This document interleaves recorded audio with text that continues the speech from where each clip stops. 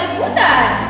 God did! Who has the power to save us from sin? God can! Kinsa man ang powerful enough to do anything. God can! We can see Him, right, Ate Jan? Yes. But we can see His beautiful creation when we look around us. Like, you look at the beautiful flowers, the beautiful trees, and hey kids, look at me. Oh yes! Kids, look at my cell phone. It's nice, right? But taod-taod mga bata, this cell phone will die. It has to be plugged in or it has to be charged. Alone, kids, it has no power. But when it is plugged into the power source, I can use it to text, to call, or use my messenger.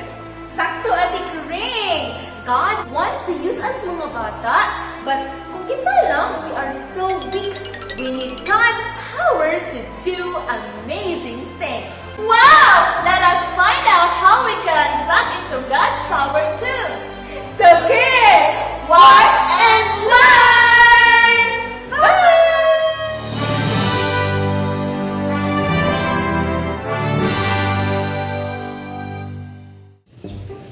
Hey kids! It's memory verse time! Excited na mo sa atong bagong verse? Okay, let's read together. Ready, go! Mateo 19 verse 26. With men, this is impossible. But with God, all things are possible. So mga bata, di ba na ay mga butang nga dili nato mahimo, pero God can do everything. Walay imposible sa Ginoo. Busa makasalig jud ta sa Ginoo.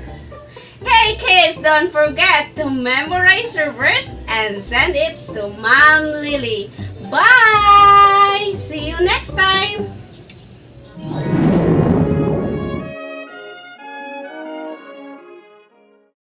Morning kids! Welcome sa atong word of the day. Our word for today is mantle. It means a coat or a cloth.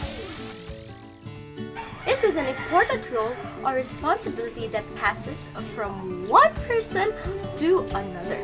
That means mga bata, the responsibility nga ihatag sa Ginoo sa atoa is dili pinagi sa ato nga own strength and power. Everything comes from the Lord.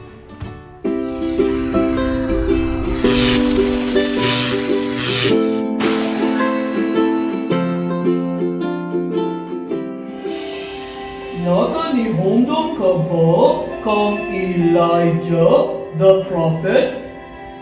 Yes, he stopped the rain in Israel. Sakto! Because Israel worshipped idols, God's punishment was no rain. Tulo ka tuig na walay ulan. Pero ang Ginoo gibalantayan niya si Elijah.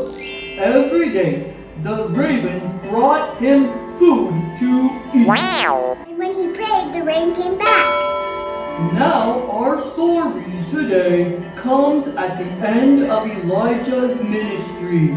God had chosen another man named Elisha to be a prophet.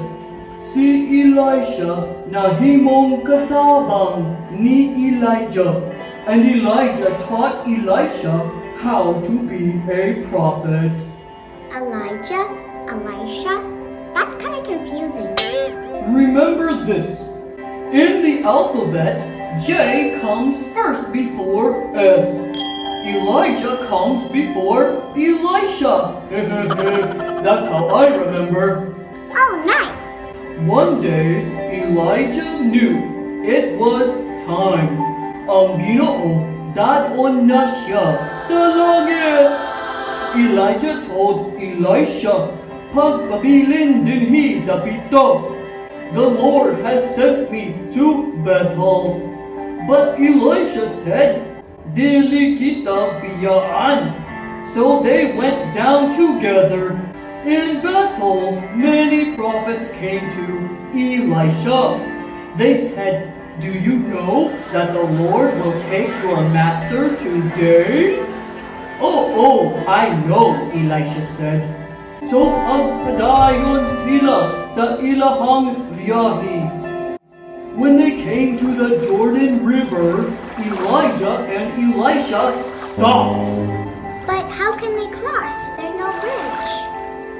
Elijah rolled up his coat, his mantle, and he struck the water with it. Ang tubig natangak ug nag-agi sila sa uga na yuta. That's awesome. After they crossed, Elijah asked Elisha, "Tell me, what can I do for you? Unsa ang imong ganahan himuon nako para kanimo bago ko molakaw?" Elisha knew what he wanted. Elisha saw Elijah do many miracles with God's power. Ganahan siya na magamit sa Ginoo susama ni Elijah. So Elisha said, "Let me inherit a double portion of your spirit." That means Elijah wanted to do the same things Elijah did, but more. So then he could serve God more. They continued walking and talking when suddenly a chariot of fire and horses of fire appeared. It separated Elijah from Elisha. Then Elijah went up to heaven in a whirlwind. Elijah went to heaven? Yes, as Elijah went to heaven, his mantle fell. Elisha took it and looked up at the empty sky. It was time to go home. Elisha nag-agi balik sa Jordan River. He stopped. Asa ang Ginoo ni Elijah? Then he rolled up Elijah's cloak and he struck the water with it. Ang tubig natungok. Now he knew that God had given him his power. Nakahibalo siya, naduna siya'y gahom, gikan sa Ginoo. What about Christians now? Will God give us power? Oh yes, ang Ginoo tagaan ta ug gahom sa pagbuhat sa insakto. God will give us power to help others, to tell people about Jesus, to obey quickly. Oh, I need that power. Nagkinahanglan ta tanan sa gahom sa Diyos. But it only comes from God. He gives us the power to do things we cannot do by ourselves. That means we need to plug into His power. Spend time with God. Pag-ampo susama ni Elisha. Pray for power to do right. Goodbye, mga bata! Bye!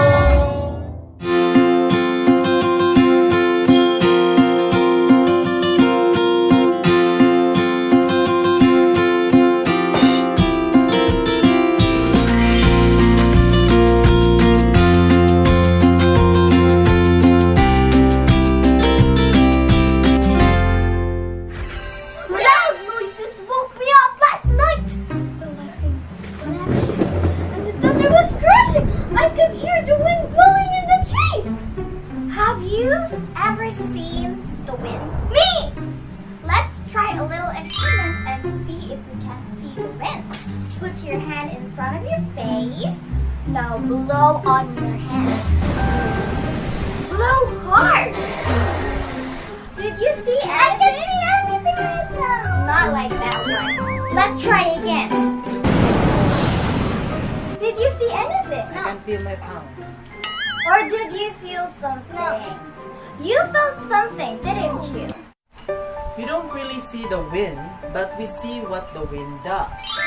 Many times when you are outside, the wind blows the leaves in the trees like this. You may think you see the wind, but what you are really seeing is what the wind does. Just as you see leaves blown by the wind and trees bending by the wind, you can look at people and see the way God moves. We can't see God, but we can see the results of God working in the lives of people. And that's one of the ways we know God is real. The next time you hear the wind, the next time you see the trees sway, The next time you see the leaves blowing in the air, think of God. and remember that God is like the wind. You don't see Him, but He is real. You do see what He does in the world because He is at work. And you can see what He is doing through people's lives. So you can trust Him. Bye!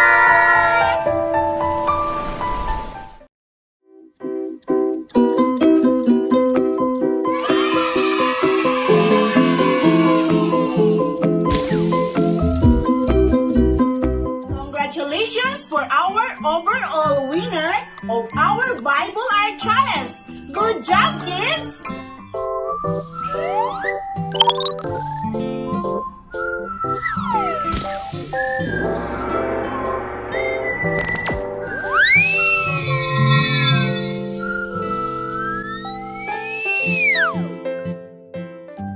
Andam na ba mo mga bata sa atong bago nga games karon? This is the instruction. Paminaw og tarong maghatag mi og question and mupili ka sa tubag sa mga choices nga among ihatag. Pero naay action nga imong buhaton. Choices are wind, trees, or ocean. Take a short video of your answer and send it to Teacher Janice. So, here are the questions. Question number 1. Who took over Elijah? Wind. Elijah. Trees. Joshua. Ocean. Demas. Number 2. What did Elijah leave Elisha with? Wind. Socks. Trees. Mantle. Ocean. Hanky. Question number 3. What cut up Elijah? Wind. Motor. Trees. A chopper. Ocean. Whirlwind. Your time starts now.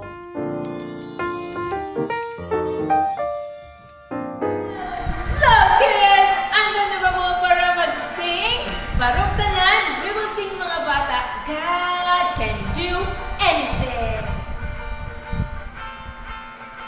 God can do anything, anything, anything. God can do anything but fail. He can save, He can cleanse, He can keep, and He will. God can do anything but fail.